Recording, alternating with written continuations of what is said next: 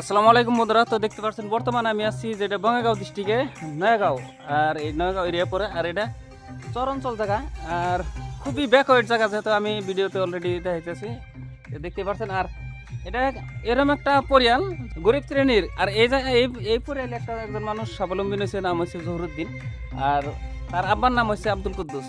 দেখতে পাচ্ছেন কিন্তু তার বড় ভাইটা এনে পিলপিলি চালায়।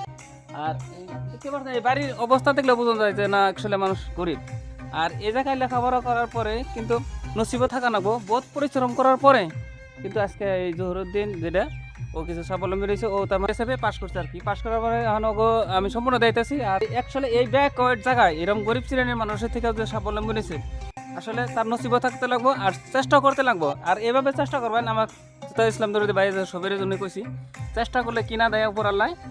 আল্লাহর কাছে দোয়া রাখবেন যাতে এই পরিয়ালটা স্বাবলম্বী হইতে পারে এই জহুরুদ্দিনের উসিলায়। তো তোমার নাম নাম কি?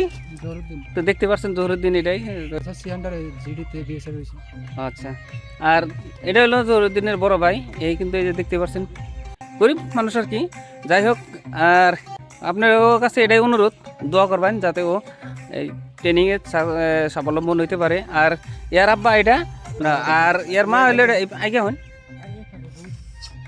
ইয়ার জহুরুদ্দিনের বড় ভাই। এটা অনুরোধ করছি এটাই যে যাতে সবাই দোয়া করবেন, কারণ উপর আল্লাহর কাছে চাইলে পাওয়া যায়। আর এখন কিছু সম্বর্ধনা অনুষ্ঠান যেহেতু স্বাবলম্বন হয়েছে, আর ভিতরেও কিছু ফিল থাকে যে না একজন মানুষ স্বাবলম্বন হলে তার প্রতি বহুত আকর্ষণ। আর বহুতেই জানে যে না একজন মানুষ যদি গরিব শ্রেণীর থেকে যদি এখানে হয়েছে, তার জন্য সবাই দোয়া করবেন। আর আমরা যে হিন্দি পারি তার জন্য চেষ্টা করতেছি। তো সম্পূর্ণ দেখতে থাকেন, পারলে শেয়ার দিয়ে রাখবেন।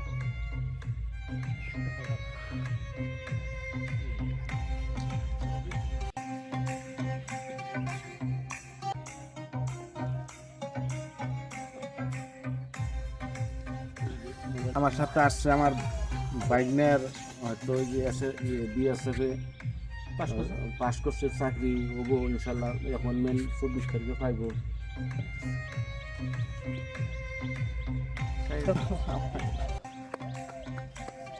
লেখাপড়া করে হয়তো যে বিভিন্ন ধরনের ইন্টারভিউ দিচ্ছে, খুব কষ্ট করতেছে। ওর একান্ত পরিশ্রমের ফলে এই চাকরিটাও মানে লাভ করবার নিয়ে সক্ষম হয়েছে। আমিও বহুত খুশি। আল্লাহ মনের আশা পূর্ণ করুক।